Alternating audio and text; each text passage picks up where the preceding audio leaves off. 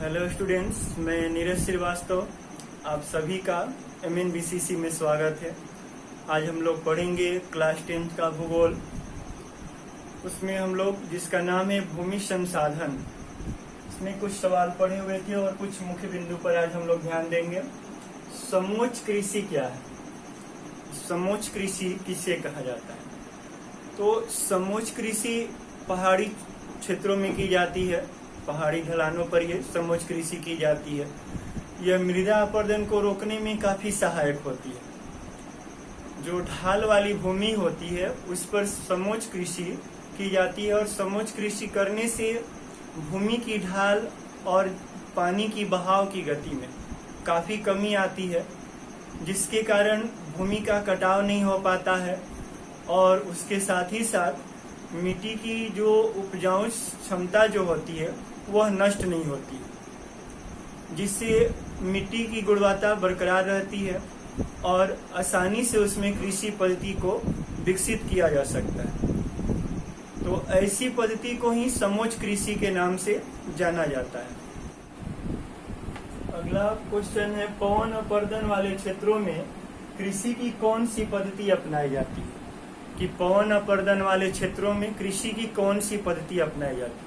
क्योंकि हम जानते हैं कि जब हवाएं भी तेज गति से चलती है तो ये भी मृदा का अपरदन करता है, यानी मिट्टी का कटाव ये भी करता है। तो पवन अपरदन वाले क्षेत्रों में पट्टिका कृषि की जाती है। जहां पवन की गति तेज होती है तो उन क्षेत्रों में पट्टिका कृषि विकसित की जाती है। फसलों के बीच में घास की पट्टियों को लगाया जाता है, जिससे मिट्टी की कटाव को रोकने में सक्षम होता है। जब फसलों के बीच घास की पट्टियों को विकसित किया जाता है तो यह पवन की वेग को काफी कम कर देता है, जिससे पवन कमजोर हो जाता है और वह मिट्टी को उड़ा कर ले जाने में सक्षम नहीं हो पाता है, जिससे मृदा अपरदन आसानी से रोका जा सकता है। इसके अतिरिक्त पेड़ पौधे को भी क्यारियों में लगाकर भी मृदा अपरदन को रोका जा सकता है, जिससे मिट्टी आसानी से बच सके और मिट्टी की गुणवत्ता भी बरकरार रहे। तो पट्टिका कृषि पवन अपरदन वाले क्षेत्रों में विकसित की जाती है। अगला क्वेश्चन है, तीसरा नंबर, फसल चक्रण से क्या समझते हैं? तो फसल चक्रण, पहले हम जान लें कि फसल चक्रण का अर्थ क्या होता है।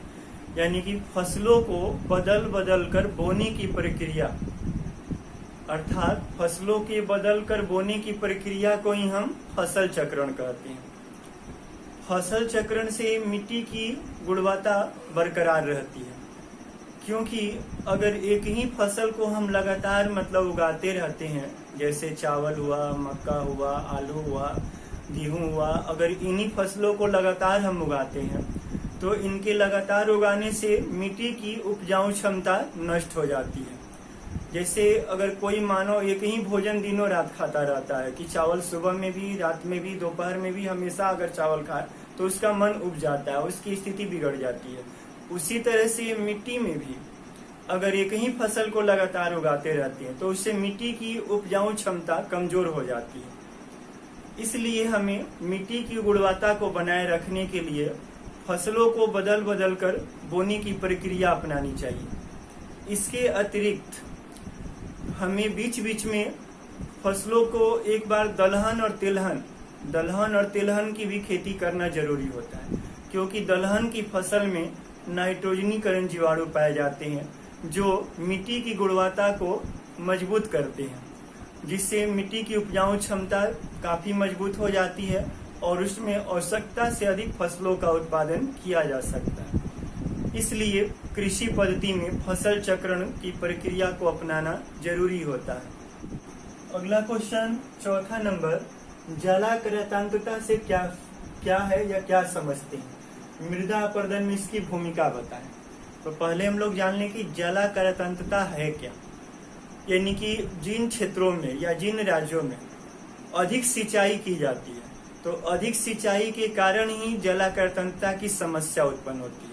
यानी अधिक सिंचाई के कारण जो होता है मिट्टी की गुणवत्ता में कमी आने लगती है और जलाक्रांतता की समस्या पंजाब, हरियाणा, उत्तर प्रदेश, मध्य प्रदेश जैसे राज्यों में अधिक पाई जाती है। जलाकर तंत्र से मृदा अपरदन काफी अधिक होता है, क्योंकि अधिक सिंचाई के कारण जो होता है मिट्टी में लवणीय और क्षारीय गुण की मात्रा बढ़ जाती है। जब इसकी मात्रा बढ़ती है तो ये मिट्टी की उपजाऊ क्षमता को धीरे धीरे कमजोर कर देता है।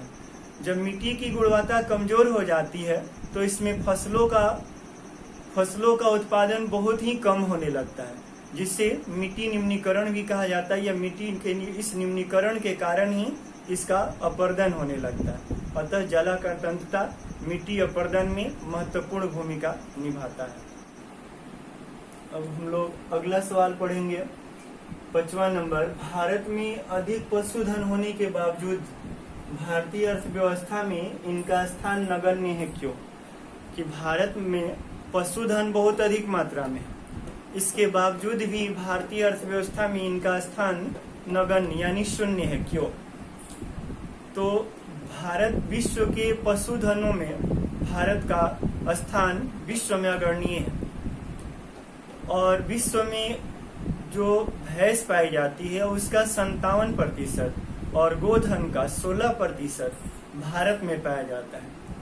इसके बावजूद भी भारतीय अर्थव्यवस्था में इनका स्थान नगण्य माना जाता है, क्योंकि भारत में अस्थायी चारागाह का यानी पशुओं के लिए अस्थायी चारागाह का काफी अभाव है।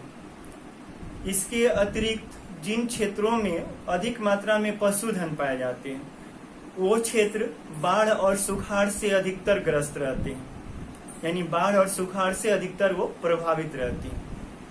इसके साथ ही साथ भारत में अच्छे नस्ल के पशु भी नहीं पाए जाते हैं। इनके रख रखाव में वैज्ञानिक तरीके का भी काफी अभाव पाया जाता है, जिसके कारण पशुधन पर इसका प्रतिकूल प्रभाव पड़ता है। अतः इन तमाम कारणों से यह स्पष्ट होता है कि भारत में अत्यधिक पशुधन होने के बावजूद अर्थव्यवस्था में इनका स्थान बिल्कुल ही नगण्य या शून्य है। अगला क्वेश्चन है, मृदा क्षरण क्या है? इसको हम लोग भूक्षरण भी कह सकते हैं या भूमि कटाव भी कहा जाता है। और मृदा क्षरण के कारणों का वर्णन करें तो मृदा क्षरण को हम लोग भूक्षरण भी कह सकते हैं, इसके अतिरिक्त इसे भूमि कटाव भी कहा जाता है। मृदा क्षरण का अर्थ क्या होता है? मिट्टी का अपरदन या मिट्टी का क्षय या भूमि का क्षय। तो मृदा क्षरण कैसे होता है? जब तेज गति से जल बहता है, हवाएं तेज गति से चलती है, या जीव जंतुओं के द्वारा और मनुष्य के आर्थिक क्रियाकलापों के द्वारा मृदा का क्षरण किया जाता है। मृदा क्षरण से मिट्टी की जो पौष्टिक तत्व जो होता है उसकी जो गुणवत्ता जो होती है वो दिन प्रतिदिन नष्ट होने लगती है, जिसके कारण यह फसल के उत्पादन में समर्थ नहीं हो पाता है, यानी कि इसमें फसल का उत्पादन संभव नहीं हो पाता है। मृदा क्षरण के निम्नलिखित कारण है। मृदा क्षरण के निम्न कारण या निम्नलिखित कारण है। नंबर 1, वर्षा की प्रकृति। तो वर्षा की प्रकृति यानी कि 75% जो वर्षा होती है वह जुलाई अगस्त महीने में हमारे यहाँ हो जाती है, यानी हमारे देश में। और जब ये वर्षा होती है तो बहुत तेज रफ्तार से मूसलाधार रूप में होती है या बौछारों के रूप में होती है, जिसके कारण मिट्टी का कटाव तेजी से होने लगता है, और मिट्टी के कटाव होने के कारण जो होता है उसकी गुणवत्ता नष्ट हो जाती है। इसका दूसरा पॉइंट हो गया वनों का ह्रास या वनों का विनाश। मनुष्य अपनी आवश्यकताओं को पूरा करने के लिए अंधाधुंध पेड़ पौधों की कटाई करते जा रहे हैं, जिससे मृदा अपरदन तेजी से हो रहा है। क्योंकि पेड़ पौधे जो होते हैं वो पेड़ पौधे की जड़ मिट्टी को कस कर पकड़ी रहती है, जिससे मिट्टी की कटाव नहीं हो पाती है। लेकिन वनों की जो दोहन हो रहा है, वनों का जो अंधाधुंध कटाई हो रहा है, तो उस कटाई के कारण जो होता है मृदा का तेजी से अपरदन हो रहा है, तेजी से उसका कटाव होते जा रहा है। तीसरा नंबर हो गया अत्यधिक सिंचाई। तो अत्यधिक सिंचाई के कारण भी जलाकर तंत्रता की समस्या उत्पन्न होती है, जिसके कारण मिट्टी में लवणीय और क्षारीय गुणों की मात्रा बढ़ जाती है। जब मिट्टी में लवण और क्षार की मात्रा बढ़ जाती है तो मिट्टी की गुणवत्ता धीरे धीरे नष्ट होने लगती है और इसमें फसलों का उत्पादन न के बराबर हो जाता है। इसके चौथा नंबर हो गया अत्यधिक पशुचारण।